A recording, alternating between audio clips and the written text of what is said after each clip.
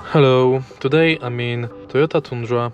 In this video I'll show you how to change functionality of the switch button.